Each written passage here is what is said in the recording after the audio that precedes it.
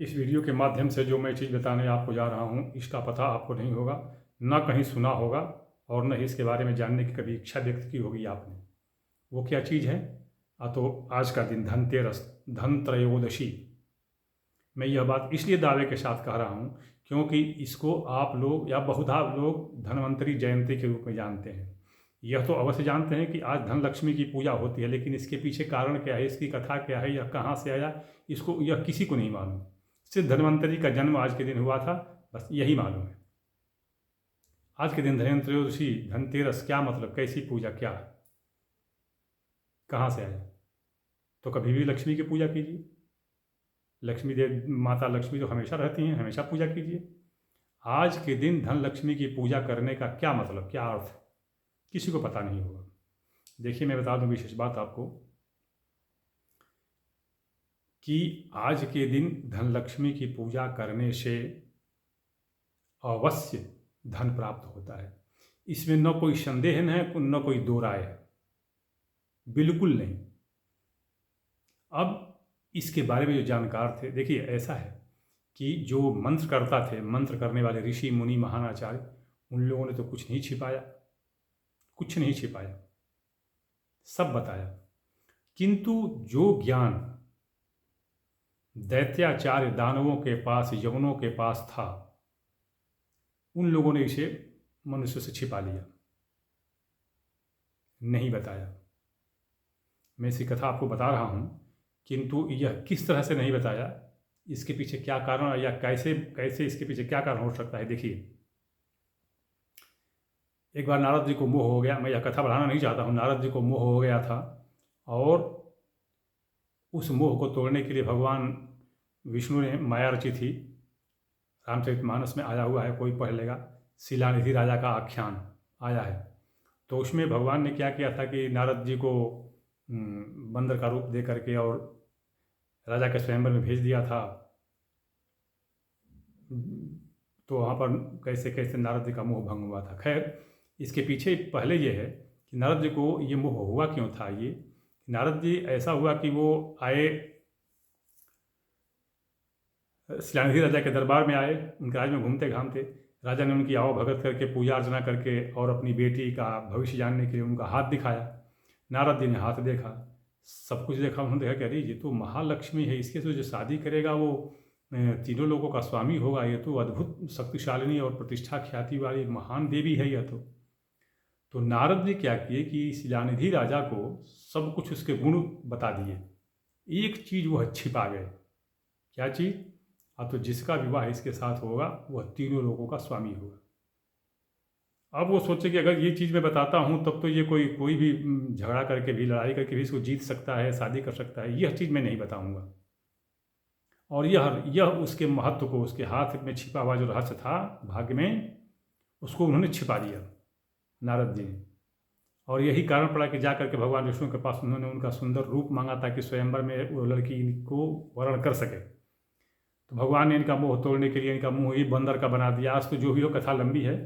तो खैर, यहाँ पर क्या की कि जैसे नारद जी ने छिपा दिया इस बात को, वैसे ही दैत्याचार्यों ने बहुत कुछ छिपा दिया, नहीं बताया, ताकि लोग इसको पा न सकें। और कुछ तो बाकी सब कुछ बताया। जैसे आचार्य मीनराज हो गए, मीनराज देखिए, मीनराज का बनाया हुआ एक सिद्धांत ग्रंथ है, मानसागरी चल रहा है। तो जो भी हो, मैं मुख्य वीडियो की तरफ आता हूँ। तो यही चीज़ है, धन लक्ष्मी, धन कुबेर की पूजा होती है। कारण और प्रकार क्या है, सबल सार्थक और सटीक प्रकार क्या है, यह किसी ने नहीं बताया। सिर्फ धन कुबेर की पूजा कीजिए, धन लक्ष्मी की पूजा कीजिए धन त्रयोदशी के दिन, और धन्वंतरी महाराज का आविर्भाव हुआ था, उनकी पूजा कीजिए। मैं बताऊंगा आपको, सुन लीजिए। अब कहेंगे कि सब लोग तो नहीं पढ़े, आपने कहाँ से पढ़ लिया? तो मैंने भी कहीं एक जगह से इसको नहीं पढ़ा।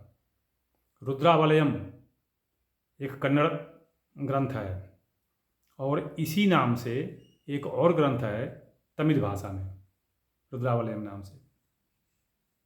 और एक लक्ष्मी मोर्गन एक और ग्रंथ है। ऐसे ही 5-7 और ग्रंथ आपको मिल जाएंगे।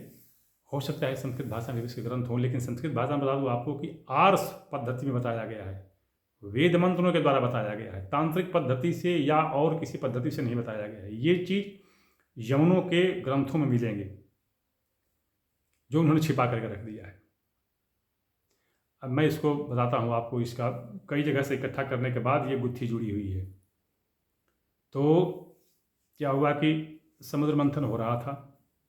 समुद्र मंथन की कथा सभी जानते हैं कि एक तरफ जो है मंदराचल को ही डाल करके समुद्र में और उसको मथानी बना करके, और महाराज वासुकी जो थे नागराज, उन्हीं की रस्सी बना दी गई। रस्सी को वासुकी उस पर्वत में लपेट करके, और एक तरफ दैत्य हो गए और एक तरफ देवता हो गए। माने रस्सी के एक तरफ खींचने के लिए मथानी को, एक तरफ दानव हो गए और एक तरफ देवता हो गए।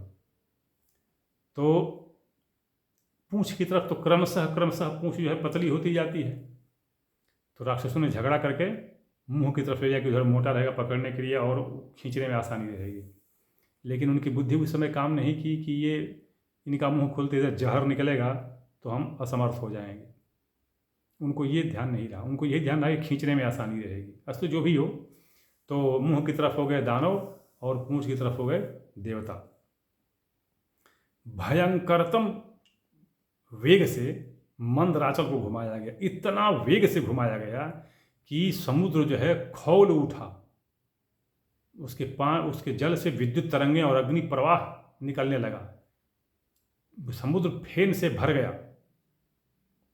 और अब उसके अंदर से 14 रत्न निकले। श्री मणिरंभा वारुणी अमीय शंख गजराज कल्प वृक्ष धन धेनु शशि धनवंतरि विषवाज। ये 14 रत्न निकले थे उसमें से। तो उसमें से श्री पहले ही निकली कौन? श्री लक्ष्मी। और 13वें पर निकले थे धनवंतरि। तो धनवंतरि के हाथ में अमृत था, तो ये आरोग्य भैषज्य मतलब चिकित्सा विधान के परावर्तक थे। अभी पहले निकली श्री लक्ष्मी निकली। श्री मणि रंभा, मणि कौन? कौस्तुभ मणि। मणि श्री मणि कौस्तुभ मणि। रंभा गाय। श्री मणि रंभा गाय नहीं, ये अपना निकली, नाम था इसका अप्सरा का। एक अप्सरा थी, उसका नाम था रंभा, अत्यंत सुंदरी थी। श्री मणि रंभा वारुणी मध शराब निकला। ऐसे 14 निकले, कथा बढ़ जाएगी। तो श्री पहले लक्ष्मी निकली। मथते वक्त लक्ष्मी इतनी विचित्र प्रकार से घूमी, कोई भी, सभी लक्ष्मी नहीं, सब लोग उसमें से निकले। वो बड़ी ही वेग से घूमते हुए उधर से मथानी की तरफ घूमते हुए निकले उसमें से, समुद्र में से। तो उनके पीछे, जो लक्ष्मी जी के पीछे जो धनरत्न आदि थे, वो भी उबल करके या जैसे भी जो गर्म हो करके या लावा बन के जैसे भी हो, उसी समुद्र में घूमते घूमते फेन के रूप, फेन के साथ साथ में मिलते रहे। यह चीज जो कुबेर थे, कुबेर देखिए मैं बता दूं आपको, कुबेर क्या है? कुबेर नाम नहीं है, यह एक पदवी है। जैसे राम नाम नहीं है, पदवी है। वो हर युग में अवतार लेते हैं, नाम उनका राम ही होता है। ये दशरथ के राम हैं, कभी महाराजा खटवांग के राम हुए थे कि एक और युग में, एक और त्रेता युग में। तो इसी तरह कुबेर, तो जो कुबेर थे, और तो ये कुबेर हम इनको क्या जानते हैं? महाराजा महर्षि वैश्रवण के पुत्र और रावण के सौतेले भाई। तो जो भी हो, ये कथा ये बहुत लंबी हो जाएगी। मैं बता दूं आपको कि ये जो, अब ये चूंकि एक तरफ दानव एक तरफ देवता थे, तो कुबेर क्या थे कि ये न दानव थे न देवता थे। तो यह बिल्कुल दूसरी तरफ बैठे हुए थे, निष्पक्ष निर्भाव होकर के, निर्लेप होकर के बैठे हुए थे एक तरफ। उन्होंने देखा कि महामाया लक्ष्मी के जो उपस्कर अस्कर जो हैं, वो तो समुद्र के जल में घूमते हुए ऐसे ही फेन के साथ मिल रहे हैं। तो उन्होंने इन सबको एकत्र कर लिया, सब इकट्ठा कर लिया। और इधर दानव जो थे, वो रंभा औरत और वो अमृत और शराब के लोभ में उन लोगों ने ध्यान नहीं दिया। देवता तो ध्यान दे रहे थे, लेकिन वो अच्छी जगह इकट्ठा हो रही थी, वो संपदा एक अच्छी जगह इकट्ठा हो रही थी। लेकिन वो थी किस चीज़ में, दो रूप में थी, एक तो द्रव रूप में, एक ठोस रूप में। द्रव रूप में वो जो जल जो था, और ठोस रूप में वो जो धन रत्नादिकों से जो पिघले हुए जो मिल रहे थे फेन में, वो थे। उन सबको क्या किए, कुबेर ने क्या किया कि कुछ पर्वतशिला बना करके, मतलब वो जो कठोर हो गए थे, ठोस हो गए थे, पर्वतशिला बना करके, और उसी के अंदर में द्रव के रूप में इनको रख लिया। यह काम चूंकि हुआ था 13वें दिन को ही। कब? जब धन्वंतरि का आविर्भाव हुआ, उस दिन तक चला, क्योंकि उसके बाद तो वो तुरंत जहर और वो सब निकले, तो वो सब बांटने में व्यवधान हो गया था, लड़ाई हो गई थी। तो वो जो है ये कुबेर ये जो है इसको इकट्ठा कर लिया था, और वो तो न देवता थे न दानव थे, तो वो उनको कुछ ऐसे लोभ नहीं था, उन्होंने केवल इसको सुरक्षित रखा। और महामाया लक्ष्मी को इस बात बताई, तो महामाया लक्ष्मी ने उनको उनका रक्षक नियुक्त कर दिया, उस पूरे संपदा का रक्षक नियुक्त कर दिया। अभी यह क्या हुआ कि ये दानव जो लोग जो थे, वो लोग तो इधर पड़े हुए थे, इस लोभ में, अमृत के चक्कर में पड़े हुए थे और शराब के चक्कर में पड़े हुए थे। किंतु जब उनको बाद में जब हुआ, जब राहु केतु का सब जन्म हो गया, मतलब ये हो गए, तब उनको हुआ को हो धन संपदा तो लेकर के ये चले गए सब लोग। तो तत्कालीन रावण, देखिएगा, मैं रावण जब मैं कहता हूँ तो ये मत समझिएगा कि ये त्रेता का जो ये रावण है, ये नहीं, ये रावण था। जैसे इंद्र हैं, आज भी हैं, फिर पहले भी दूसरे इंद्र थे। आपको पता होगा कहावत, एक बार महाराजा नहुस भी इंद्र बने थे। तो जो रावण था, जब उसको इस बात का पता चला, तो उसने क्या किया कि कुबेर को पराजित करके और वहाँ से लंका से भगा दिया। लंका में इन्होंने रखा, लंका से भगा दिया। किंतु जाते जाते भी गंधर्व, किन्नर, यक्ष, इन तीनों के माध्यम से कुबेर ने जो मुख्य मुख्य संपदा थी वह उठा करके लेकर के अलकापुरी चले गए, और वहीं पर इन्होंने उनको उसको क्या कहते हैं, जो रेखा खींच दिया था चारों तरफ, मतलब एक कवच बना करके, और उसमें उन्होंने सुरक्षित रख दिया था, जिसको लांघना कोई लांघ नहीं सकता था। जिस तरह से आपने कथा पढ़ी हुई कि लक्ष्मण रेखा सीता जी की कुटिया के पास लक्ष्मण जी ने खींच दिया था, और रावण उसको पार नहीं कर सकता था, और इसीलिए उसने सीता जी को बाहर बुलाया भिक्षा लेने के लिए। ठीक उसी तरह से अलकापुरी, वो अलका मतलब होता है कि वही रेखा होती है, रेखा पंक्ति, तो उन्होंने बना दिया था कुबेर ने, और उसको लांघ पाना किसी के बस की बात नहीं थी। तो वहाँ पर कुबेर ने उनको तो ये जो धन रत्न इकट्ठा हुआ था वो धन त्रयोदशी के दिन। और जब इनको निरापद मिल गया कुबेर को ये चीज़ कि हाँ इनके हो गए, तब महालक्ष्मी ने कहा था कि यतस्त्वाद्य धनम दृष्ट्वा, मतलब कि जो आज त्रयोदशी का दिन है और जिस तरह से धन लाभ हुआ है, कुबेर को उसी तरह से, अगर उसी परावर्ती चक्र, देखिए परावर्ती चक्र क्या होता है, ये एक तरह से जो होता है, ये जो निकलता है समुद्र से ही निकलता है, वो जो गोल गोल होता है, देखिए मैं इसका नाम भूल रहा हूँ, एक तो होता है कौड़ी, एक होता है कौड़ी, उसको भिंदक कौड़ी कहते हैं। ये कौड़ी नहीं, भिंदक कौड़ी, पहचानना बड़ा मुश्किल है भिंदक कौड़ी, इसलिए लोग बहुत, जिसको हम कहते हैं नकली या डुप्लीकेट बेच रहे हैं। और एक होता है गोमती चक्र, हाँ देखिए नाम है गोमती चक्र।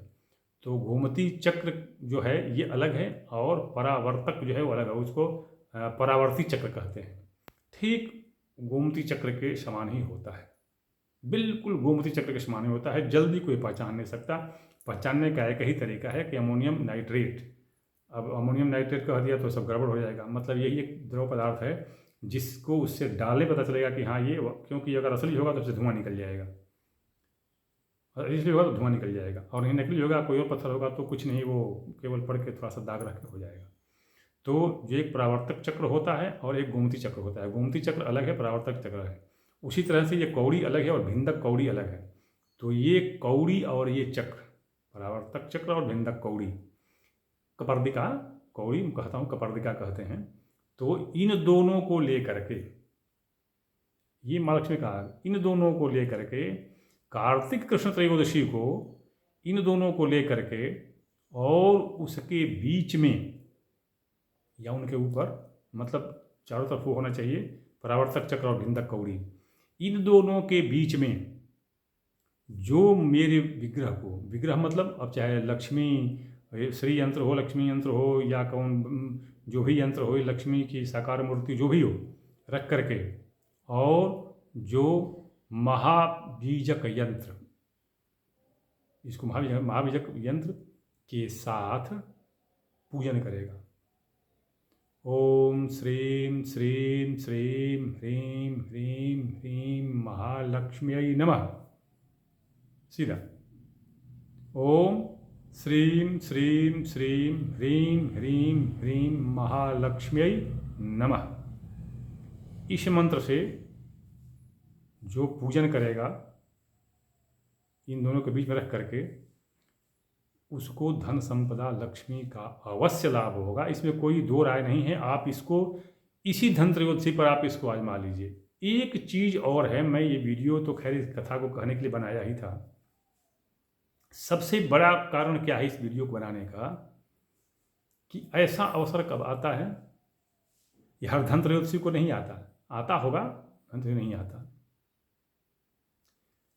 जब कुबेर का आगमन अगर व्याघ्र पर हुआ तो धन संपदा नहीं मिलती है। पूजा कीजिए, ठीक है, धन नहीं मिले। अगर मृग पर आए तो धन जाता नहीं, तो लेकिन कोई विशेष नहीं, ठीक है, पूजा अर्चना। लेकिन अगर उलूक पर आए, उल्लू पर, माता लक्ष्मी का वाहन, अगर उलूक पर आए तो अवश्य वो वैभव और धन देने वाला होगा। जबकि उलूक तो लक्ष्मी का वाहन है, लेकिन ये जो कुबेर जो हैं, ये उलूक पर सवारी करके नहीं मैं बोल रहा हूँ, साथ में। अब एक बात और देख लीजिए कि संयोग ऐसा है, ये तांत्रिक पद्धति मैं इसलिए बता रहा हूँ क्योंकि यह किसी को बताया नहीं गया है, और बताने का कारण यह है कि ऐसा अवसर कभी आता नहीं है। कैसे? इस संवत्सर के राजा मंगल हैं और मंत्री शनि हैं, तो इसलिए क्रूर तामसी प्रवृत्ति के राजाओं के अधीन में तंत्र विद्या ही सफल होगी, मंत्र विद्या सफल नहीं होगी। और ऐसे ही समय में इसकी अवधारणा की गई है माता लक्ष्मी के द्वारा कि परावर्तक चक्र और भिंदक कौड़ी के मध्य में जब ऐसा अवसर आए कि तामसी प्रवृत्ति का पूरा ग्रह चक्र निर्धारित हो। अब तामसी प्रवृत्ति में मान लीजिए राहु केतु तो हो नहीं सकते हैं, अरे सूर्य होंगे, मंगल होंगे, शनि होंगे, यही होंगे, तो क्रूर तामसी या पापी प्रवृत्ति के। तो खैर, तो जब ऐसा अवसर आए तो इसमें भिंदक कौड़ी और परावर्तक चक्र के मध्य में रख करके मेरी जो महाबीज माया मंत्र के द्वारा पूजा करेगा, उसके घर में मुझे अवश्य जाना, लक्ष्मी जी ने कहा मुझे अवश्य जाना पड़ेगा, इसमें कोई संदेह नहीं है। यही कारण पड़ा कि मुझे तत्काल में ये वीडियो बनाना पड़ा, क्योंकि मुझे ये पता चल चुका था कि ये बहुत से लोगों को पता नहीं होगा। और वही नारद जी के समान पता नहीं, अगर किसी को पता हो भी तो कोई किसी को बताए नहीं। जैसे नारद जी ने शिलानिधि राजा को उसकी कन्या के बारे में यह नहीं बताया था कि इसके साथ जिसका विवाह होगा वो तीनों लोगों का स्वामी होगा। तो जो भी कारण हो, ये किसी को पता नहीं होगा, इसीलिए मुझे बताना पड़ा। भिंदक कौड़ी और परावर्तक चक्र के साथ या मध्य में या ऊपर महालक्ष्मी के विग्रह या यंत्र को रख करके अगर आप पूजा करते हैं धन त्रयोदशी के दिन, तो अवश्यतया लक्ष्मी का आगमन वहाँ पर होगा, इसमें कोई दो राय नहीं है। मुझे आशा और उम्मीद है कि जिन लोगों के पास आज यह वीडियो पहुँच जाएगा वो इसका प्रयत्न करेंगे, इसकी पूजा करेंगे। और ये जो बताया, जो परावर्तक चक्र और भिंदक कौड़ी, ये आज के दिन अगर पूजा हो गई तो वह पता नहीं कब तक वो लाभ देते काम करती रहती है, उसका प्रभाव बहुत दिनों तक रहता है और लोग इसका लाभ उठाते हैं। तो जो समर्थ हों, सक्षम हों, रुचि हो जिनके पास, वो इसको अवश्य करें, धन त्रयोदशी के दिन अवश्य करें। देखिए खर्च तो पड़ेगा, महंगा तो पड़ता है, क्योंकि मुझे मालूम है कि परावर्तक चक्र भी महंगा मिलेगा और भिंदक कौड़ी भी महंगी मिलेगी। लेकिन बात महंगी की नहीं है, सबसे बड़ी बात क्या है कि उसकी मौलिकता को असली है या नकली ये पहचानने के लिए बता दिया कि अमोनियम नाइट्रेट के लिक्विड को अगर थोड़ा सा बूंद भी डालेंगे परावर्तक चक्र पर या भिंदक कौड़ी पर तो धुआं निकल आएगा, यही पहचान है। लेकिन उसमें होता क्या है कि जहाँ पर पड़ता है वहाँ पर छेद हो जाएगा, तो फिर वो थोड़ा सा वो अशुद्ध हो जाता है। लेकिन फिर भी मान लीजिए कि आपने पाँच खरीदा, एक को डाल, एक खराब हो गया, 4 तो बच जाएंगे, पता तो चल जाएगा कि हाँ ये 4 अच्छे हैं। लेकिन जब ये महंगा बहुत महंगा पड़ जाएगा, अब एक नुकसान हो जाएगा तो बहुत महंगा पड़ जाएगा, तो इसलिए तो बात पैसे की नहीं है कि ये कितना खर्च पड़ेगा, बहुत पैसे वाले लोग हैं, लेकिन बात यही है उसकी मौलिकता पर। तो ध्यान दीजिएगा, पहचान करके और इसकी पूजा करें, धन त्रयोदशी की पूजा करें और लाभ उठाएं। वीडियो लंबी हो रही है, मैं बंद करता हूँ, फिर अगले वीडियो में किसी अगले प्रसंग के साथ प्रस्तुत होऊंगा। एक बात मैं और बता दूं कि आपको कोई समस्या भेजनी हो तो मेरे व्हाट्सएप नंबर पर समस्या भेजें, बाकी कुछ नहीं भेजें। 9889649352। वीडियो लंबी हो रही है,